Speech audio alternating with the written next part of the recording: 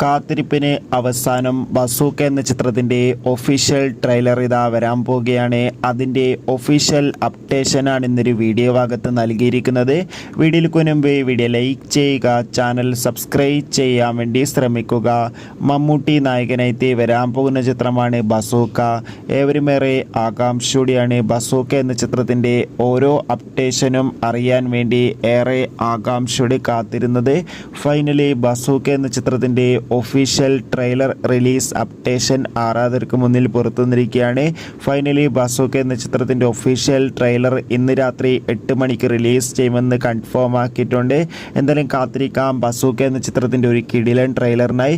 ചിത്രം ഈ വരുന്ന ഏപ്രിൽ 10-ാം തീയതി വിഷു സ്പെഷ്യലായി തിയേറ്ററുകളിൽ എത്തുമെന്ന് കൺഫേം ആക്കിയിട്ടുണ്ട്.